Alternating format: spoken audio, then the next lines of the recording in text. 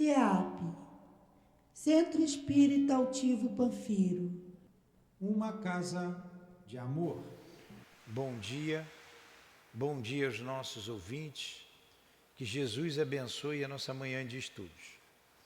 Vamos dar continuidade ao estudo da obra O Problema do Ser e do Destino, de Leon Denis. Leremos o Evangelho, capítulo 2, Meu reino não é deste mundo, uma realeza terrestre. Número 8. Quem melhor do que eu pode compreender a verdade destas palavras de nosso Senhor? Meu reino não é deste mundo. O orgulho foi a minha perdição na terra. Quem, pois, poderia compreender o nada que os reinos terrestres representam, se eu não compreendia? O que levei comigo da minha realeza terrestre? Nada, absolutamente nada. E como para tornar a lição mais terrível, a realeza não me seguiu até o túmulo. Rainha era eu entre os homens. Rainha, eu acreditava entrar no reino dos céus. Que desilusão, que humilhação, quando em lugar de ser recebida como soberana, eu vi acima de mim, mas bem acima, homens que eu considerava insignificantes e que desprezava, porque não tinham sangue nobre. Nesse momento compreendi a inutilidade das honras e das grandezas que se buscam com tanta avidez sobre a terra. Para se preparar um lugar no reino dos céus, é preciso abnegação, humildade, caridade em toda a sua perfeita prática e benevolência para todos. Não se pergunta o que fomos, qual a posição que ocupamos, mas o bem que fizemos, as lágrimas que enxugamos. Ó Jesus, dissestes que o teu reino não é deste mundo, pois é preciso sofrer para chegar ao céu, e os degraus do trono não nos aproximam dele. São os caminhos mais penosos da vida que nos conduzem a ele. Procuremos, pois, o caminho entre as dificuldades e os espinhos, e não entre as flores. Os homens correm em busca dos bens terrenos, como se pudessem guardá-los para sempre. Mas aqui não há mais ilusões, e eles logo se apercebem de que se apoderaram apenas de uma sombra e negligenciaram os únicos bens sólidos e duráveis, os únicos que lhes seriam proveitosos na morada celeste, os únicos que poderiam dar entrada a essa morada. Tenham piedade daqueles que não ganharam o reino dos céus e ajudem-nos com suas preces, porque a prece aproxima o homem do Altíssimo, é o traço de união entre o céu e a terra. Não esqueçam, uma rainha de França. E assim, Jesus, iniciamos o nosso estudo, agradecendo a oportunidade do aprendizado, do estudo em nossa casa de amor, rogando por esta rainha de França, que o Senhor a abençoe, a proteja, a ampare, pois ela pediu as nossas preces, que seja tocado o seu coração com a sua simplicidade, Jesus, com o seu amor, envolvendo-a. Abençoa, assim como a todos aqueles que sofrem, que choram e pedem por clemência, pedem ajuda, que pedem forças para permanecerem lutando no palco da vida. E quanto a nós, envolva-nos também em tuas vibrações de amor. Permita que Leon Denis venha nos inspirar, o evocamos, tanto quanto o irmão altivo e a direção espiritual do CEAP. Em nome desses irmãos queridos, em nome do amor, em nome do nosso amor, Lourdinha, do teu amor, Jesus, e do amor de Deus, nosso Pai, acima de tudo, iniciamos os estudos da manhã de hoje. Que assim seja. Então nós vamos dar continuidade ao estudo sobre o sentimento íntimo e na consciência. Aí ele vai falar, eu sei que vai ser um pouquinho complicado para vocês, mas eu vou ter que ler. Ele vai falar aqui, ele começa dizendo sobre isso.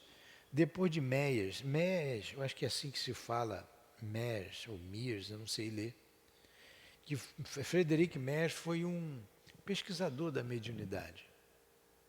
Eu estava lendo aqui, ele que trouxe essa ideia da consciência sublime, da sublimidade da consciência. Enfim. Nasceu em 1843 e morreu em 1911. Leon Denis sempre cita o Frederic Meyers nessas suas pesquisas sobre a doutrina espírita. Então, depois de Meyers, de Flournoy, cujas opiniões citamos, W. James estabelece, por sua vez, que a psicologia oficial não pode mais ignorar estes acessos à consciência profunda, colocados abaixo da consciência normal. E o diz formalmente. Nossa consciência normal, olha aí o Meyers trabalhando essa questão da consciência. Nossa consciência normal é apenas um tipo particular de consciência, separado como por uma fina membrana de diversos outros que esperam o momento favorável para atuar. Podemos atravessar a vida sem suspeitar da existência deles, mas em presença dos estímulos convenientes, eles aparecem tais reais e complexos. E mais adiante, quando um homem tende conscientemente para um ideal, é em geral para algo vago e impreciso. Entretanto, bem no fundo do seu organismo, existem forças que crescem e vão em sentido determinado. Os frágeis esforços que esclarecem sua consciência suscitam esforços subconscientes, aliados vigorosos que trabalham na sombra. Porém, estas forças orgânicas convergem para um resultado que, frequentemente, não é o mesmo, mas é sempre mais bem determinado que o ideal concebido, meditado, querido, para a consciência clara. O que ele está dizendo aqui? O que esse pesquisador concluiu? Na verdade, a gente está estudando aqui, ele está estudando dessa consciência íntima, da alma. A consciência, o pensamento é um atributo do espírito. Leon Denis fala de um sexto sentido, que é justamente essa consciência íntima, é a percepção da alma, que esse Frederic Meyers classificou como consciência subliminal. Quando você, por exemplo, vou falar para as senhoras entenderem, a senhora tem, olha, está acontecendo alguma coisa com o meu filho. O filho não está ali, o filho pode estar distante, mas a mãe percebe aquilo. Essa percepção é da alma. Tem algo estranho no ar, vai acontecer alguma coisa, ou de bom ou de ruim. Vocês não têm essa percepção de vez em quando? Então, essa percepção, ela não é uma percepção material que você está vendo, ela vem na sua cabeça. Ela vem, é a percepção da alma. Quando você olha uma pessoa e você diz assim, tem alguma coisa errada com essa pessoa, eu não sei o que é. Eu não devo confiar nela. Ou, essa pessoa, ela é confiável, há algo de bom dentro dela. Mas você não está vendo algo de bom, você está vendo pela primeira vez. Mas a tua percepção, essa consciência íntima, esse sexto sentido, que é o sentido da alma, é que traz essa percepção. Está entendendo? Então, a descoberta disso, cientificamente, lá as pesquisas deles, né, ele não era psicólogo, mas ele passou a pesquisar.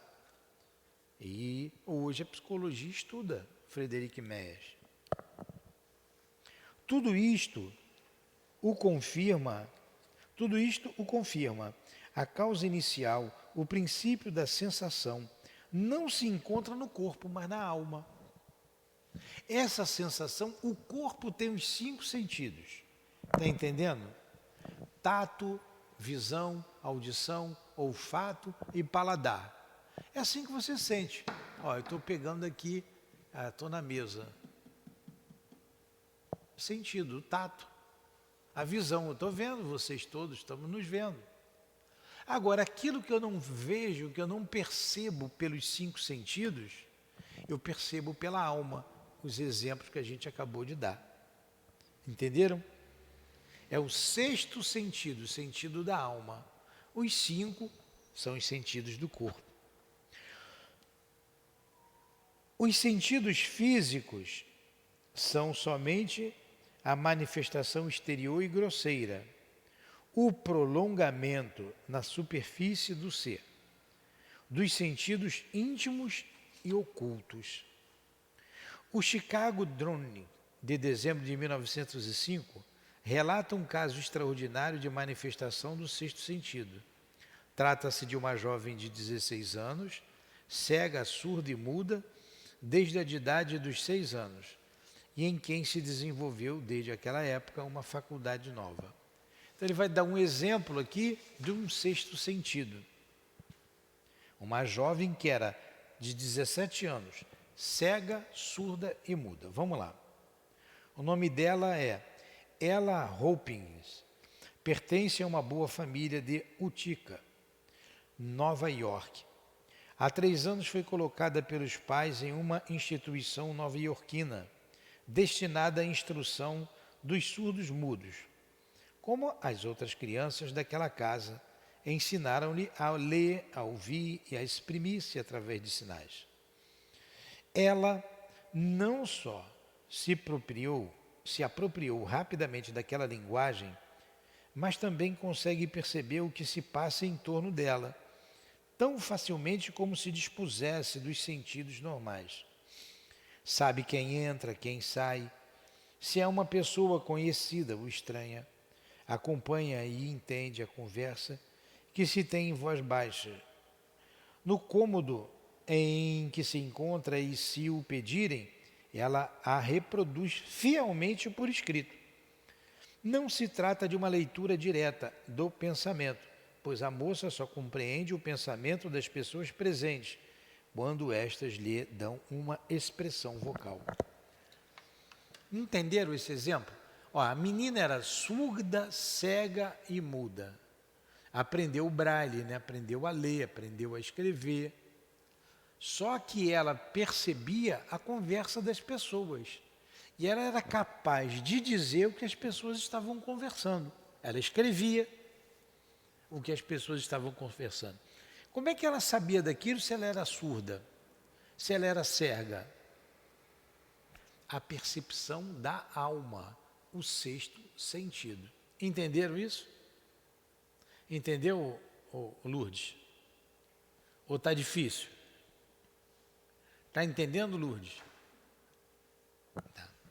Então vamos lá. Entretanto, esta faculdade tem intermitências e se mostra às vezes sobre outros aspectos. A memória de ela é das mais notáveis. O que aprendeu uma vez, e ela aprende depressa, jamais é esquecido.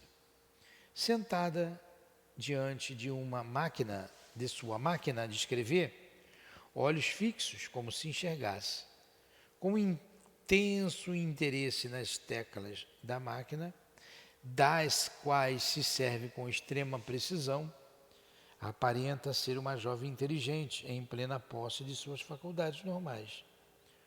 Os olhos são tão claros e expressivos, a fisionomia animada e inconsistente, em hipótese alguma se duvidaria de que ela fosse cega, surda e muda. O diretor da instituição, Sr. Courrier, está habituado, de se crer, à eclosão ter faculdades anormais nestes problemas aflitos, já que não parece admirado com o caso da jovem. Somos todos, diz ele conscientemente, de certas coisas, sem o socorro aparente dos sentidos comuns. Aqueles que estão privados de 2 ou 3 destes sentidos e são forçados a contar com o movimento de outras faculdades para substituí-los, naturalmente as veem crescer e fortificar-se. Na mesma turma de ela, há 2 outras jovens igualmente cegas, surdas e mudas, que também possuem este sexto sentido, embora em grau inferior. É prazeroso, parece, ver todas 3 comungarem rapidamente o voo de seus pensamentos, apenas necessitando de leve contato de seus dedos sensitivos. Então, olha só, o que foi que eu acabei de ler aqui?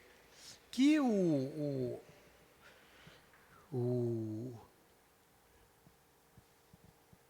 diretor da instituição que ela trabalha, ela é o nome dela, é LLA, com 2 L's.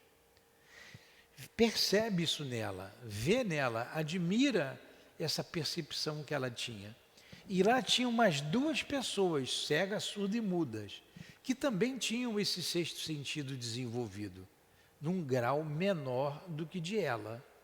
Em ela, isso estava bastante difundido, bastante desenvolvido, essas percepções.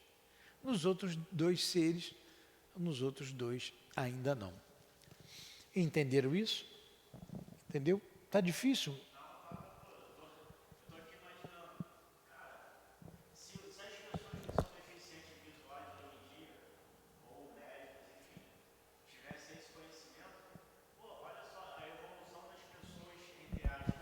É.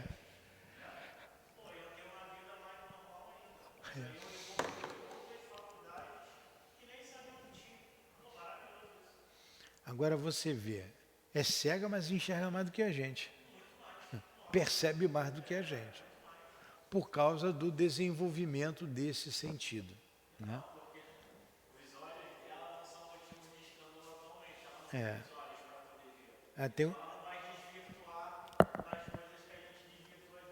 Ela tem os olhos da alma. Acrescentaremos à enumeração destes fatos um testemunho de alto valor, o do professor César Lombroso, da Universidade de Turim. Escrevia ele na revista italiana Arena, de junho de 1907. César Lombroso é um pesquisador da mediunidade, um estudioso da mediunidade. Ele era professor.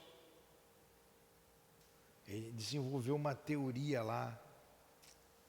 Vamos deixar isso para lá. Vamos lá. O que diz César Lombroso?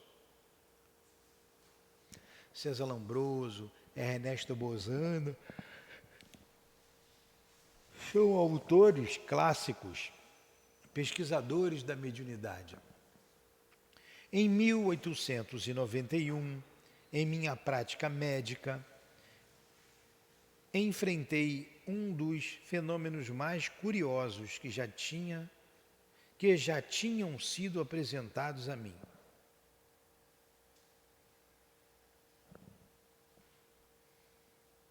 Estou querendo lembrar a especialidade dele, está na ponta da minha língua. Tive de tratar da filha de um alto funcionário de minha cidade natal. Esta pessoa fora subitamente acometida, na época da puberdade, de um violento acesso de histeria, acompanhado de sintomas que nem a patologia, nem a fisiologia podiam explicar. Por momentos, seus olhos perdiam totalmente a faculdade de ver, e, em compensação, a doente via com os ouvidos. Era capaz de ler, de olhos vendados, algumas linhas impressas, apresentadas a seu ouvido. Ao se colocar uma lupa entre seus ouvidos e a luz do sol, ela sentia uma espécie de queimadura nos olhos, gritava que queriam cegá-la. Apesar de que estes fatos não fossem novos, não deixavam de ser singulares. Confesso que pelo menos eles me pareciam inexplicáveis pelas teorias fisiológicas e patológicas estabelecida até então. Só uma coisa me parecia bem clara, é que aquele estado punha em ação, em uma pessoa antes completamente normal, forças singulares relacionadas a sentidos desconhecidos. Então ele está contando o caso de uma menina que ele foi tratar e que ela apresentava esses sentidos. Ela não enxergava e era capaz de ler. Como é que pode? Quando você escrevia perto dela.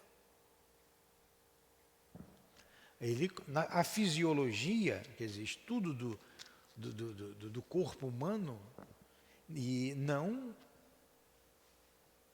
dava explicação para isso, não tinha explicação. Somente com o entendimento da existência da alma é que se conseguiria entender aquela situação. Eis outro exemplo de desenvolvimento dos sentidos psíquicos para o qual chamamos toda a atenção do leitor. A pessoa de quem vamos falar é considerada como uma das maravilhas de nossa época. Trata-se de Helen Keller. É também uma jovem cega, surda e muda. Aparentemente, portanto, ela só possui o sentido do tato para comunicar-se com o mundo exterior. No entanto, pode conversar em 3 línguas com seus visitantes. Sua bagagem intelectual é considerável. Possui um senso estético que lhe permite desfrutar das obras de arte e das harmonias da natureza. Pelo simples contato das mãos, distingue o caráter e a disposição de espírito das pessoas que encontra. Com a ponta dos dedos, ela colhe a palavra nos lábios e lê nos livros, apalpando os caracteres em relevo, especialmente impressos para ela. Eleva-se à concepção das coisas mais abstratas e sua consciência se ilumina de claridades que aurem nas profundezas de sua alma. Escutemos que a senhora Maeterlinck diz a respeito dela. Keren é um ser tão superior, vemos sua razão tão equilibrada, tão poderosa e tão sadia, sua inteligência tão clara, tão bela, que imediatamente o problema se reverte. Não desejamos mais ser compreendidos, como gostaríamos de compreender. Ela conhece a fundo a álgebra, a matemática, um pouco de astronomia, o latim e o grego. Caramba! A única coisa de inglês que eu sei é The Book and the Table. Pô, e ela fala latim, grego, conhece astronomia.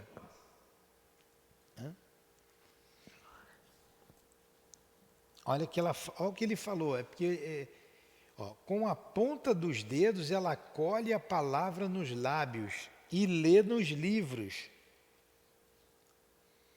apalpando os caracteres em relevo, especialmente impresso para ela. Agora você vê, ela aprendeu tudo isso, a pessoa estava dizendo aqui, a gente tem que aprender com ela. E você com 2 ouvidos, hein? E com 2 olhos bem abertos. Ellen conhece a fundo matemática, álgebra, a gente falou, lê Molière e a Notre de France e expressa na língua dela. Compreende Goethe, Schiller, Shakespeare e por aí vai. Seu biógrafo Gerard Henry assegura que a intensidade de suas percepções lhe confere as aptidões de uma ledora de pensamento.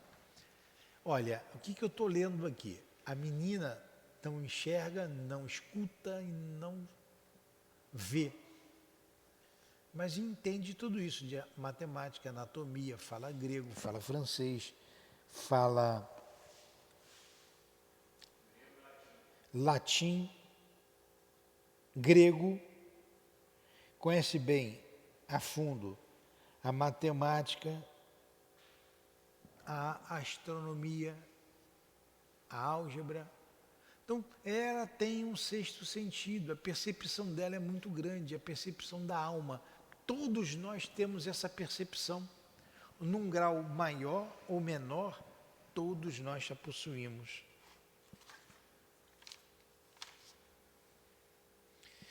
Evidentemente, encontramos-nos neste caso em presença de um ser evoluidíssimo que volta à cena do mundo com toda a aquisição dos séculos percorridos. O caso de Ellen prova que por detrás dos órgãos, atrofiados momentaneamente, existe uma consciência que há muito tempo está familiarizada com as noções do mundo exterior. Neste caso, há ao mesmo tempo uma demonstração das vidas anteriores da alma e da existência dos seus sentidos próprios, independentes da matéria, dominando-a e sobrevivendo a toda desagregação corporal. Então ela, como espírito, sobrepuja todas as dificuldades do corpo físico. Em uma palavra, para desenvolver, refinar a percepção de forma geral, é necessário primeiramente despertar o sentido íntimo, o sentido espiritual. A mediunidade nos demonstra que há seres humanos muito mais bem dotados no tocante à visão e à audição interiores que certos espíritos que vivem no espaço e cujas percepções são extremamente limitadas, por consequência da insuficiência da sua evolução. Então é a mediunidade esse sexto sentido. Na mediunidade esse sexto sentido funciona. Quantas pessoas escutam os espíritos dentro da cabeça? Ela percebe os espíritos, elas veem, elas sentem. E quantos não têm isso? Como que o Tiago consegue ouvir os espíritos e ver e eu não consigo? Porque eu não tenho no meu organismo os implementos que permitam que eu, como espírito, tenha essa percepção. Ele já tem. Ele vê, ele escuta, ele pressente. Eu não. Então, é a percepção da alma. E no caso da Ellen, ela era um espírito bastante adiantado, que ela tinha muito conhecimento. Em uma palavra, quanto mais os pensamentos e os atos são puros e desinteressados, tanto mais a vida espiritual é intensa e predomina sobre a vida física, tanto mais os sentidos interiores se desenvolvem. O véu que nos oculta o mundo fluídico se refaz, torna-se transparente e traz dele a alma percebe um maravilhoso conjunto de harmonias e belezas. Ao mesmo tempo, torna-se mais apta a recolher e transmitir as revelações, as inspirações dos seres superiores, pois o desenvolvimento dos sentidos internos coincide geralmente com uma extensão das faculdades do espírito, com uma atração mais enérgica das irradiações etéreas. Cada plano do universo, cada círculo da vida, corresponde a um número de vibrações que se acentuam e se tornam mais rápidas, mais sutis, à medida que elas se aproximam da vida perfeita. Os seres dotados de uma fraca potência de irradiação não podem perceber as formas de vida que lhes são superiores. Mas todo espírito é capaz de obter, pelo treinamento da vontade e a educação dos sentidos íntimos, uma potência de vibração que lhe permita agir em planos muito extensos. E encontramos uma prova da intensidade desse modo de emissão mental no fato de termos vistos moribundos ou pessoas em risco de morte impressionar telepaticamente a grandes distâncias vários sujeitos ao mesmo tempo. Olha, eu sei que essa leitura aqui é difícil para vocês, mas eu continuo dizendo. Ele está falando, está dando exemplo de pessoas, no caso dessa Keller, da grande percepção que ela tem, apesar de surda, cega e muda, e que os médiuns também têm, e que Leon Denis está chamando de sexto sentido. Por que é que ele chama de sexto sentido? Porque nós temos apenas 5 sentidos no corpo. Quais são os sentidos do corpo? Visão é um sentido. Visão, audição. Você não escuta? Está me ouvindo? Sentido da audição. Sente gosto da comida? Paladar é um sentido. Cheiro, sente cheiro? É um sentido. É o olfato. Se eu te der um cascudo, você vai sentir? É o tato. É o tato. Então, eu vou te dar um cascudo para você prestar atenção. É o tato. Nós só temos esses 5 sentidos, tá? O tato, o paladar, que vai sentir o gosto, a audição, que a gente escuta, a visão é o que a gente vê e o olfato é o cheiro que a gente sente. Entenderam agora? Esses 5 sentidos. Como que a menina que era surda, então ela não tinha o sentido da audição. Cega, ela não via, não enxergava. Então não tinha o sentido da visão. E muda, ela não falava. Como que ela sabia, percebia até o que as pessoas estavam conversando? Ela percebia com um 6º sentido. É o sentido da alma, é a percepção da alma. Entendeu agora? É com a alma. Nós somos espíritos, é percepção do espírito, ou alma. Nós somos almas encerradas num corpo. Eu sou uma alma que estou nesse corpo. Senhora, alma. Com a percepção da alma, ela escutava, ela via, ela entendia. Entenderam agora? É isso que ele está explicando aqui. Na verdade, cada um de nós poderia, se o quisesse, comunicar-se a qualquer hora com o mundo invisível. Agora, essas percepções você pode treinar. E se a gente quiser, a gente pode a qualquer hora, a qualquer momento, falar com o mundo invisível. A gente não falou agora através da prece? Nós não evocamos, não chamamos Leon Denis para nos inspirar? Então, a gente está tendo contato com o mundo espiritual. Na verdade, cada um de nós poderia, se o quisesse, comunicar-se a qualquer hora com o mundo invisível. Somos espíritos. Pela vontade podemos comandar a matéria e libertar-nos dos seus elos, para viver em uma esfera mais livre, a esfera da vida superconsciente. Isso é treinamento. Você sai do corpo, você relaxa o corpo e você vivencia o mundo espiritual. Para tanto, uma coisa é necessária: espiritualizar-nos, voltarmos à vida de espírito, através de uma concentração perfeita de nossas forças interiores. Você tem que se ver como espírito. Então, vemo-nos diante de tal ordem de coisas que nem o instinto, nem a experiência, nem mesmo a razão pode escapar. Então, você faz esse treinamento que você vai sair do corpo. A alma, em sua expansão, pode romper a muralha de carne que a encerra e comungar, através dos seus sentidos próprios, com os mundos superiores e divinos.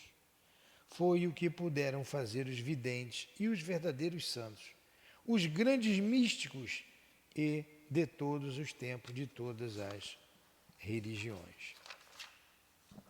Ele vai falar em seguida, no outro capítulo aqui, da mediunidade, que é esse sexto sentido, é o sentido da alma, que a gente vai deixar para a próxima aula, né, o estudo sobre a mediunidade. Agora eu pergunto a vocês, entenderam o que eu falei? Entendeu, Lourdes? Mais ou menos. Você entendeu mais ou menos. O que você não entendeu, para entender 100%?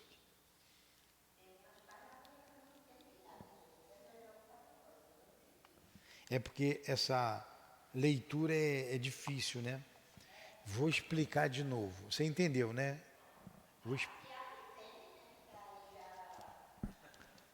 Hã?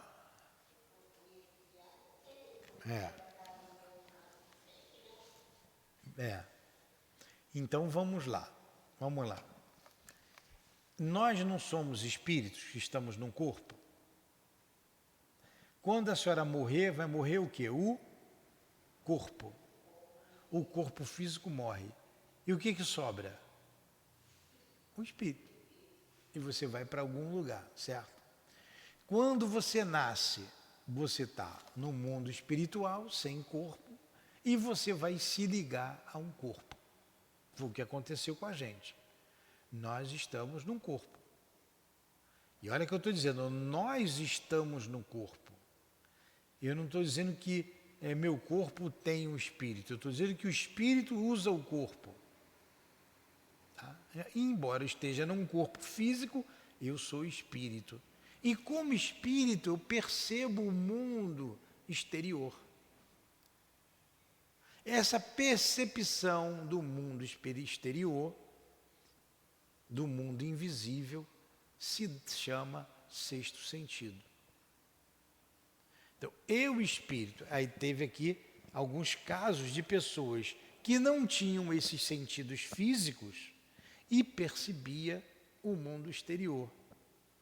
E até mesmo o mundo exterior dos encarnados. Como que ele percebia se ele era cego, se ele era surdo, se ele era mudo? Como?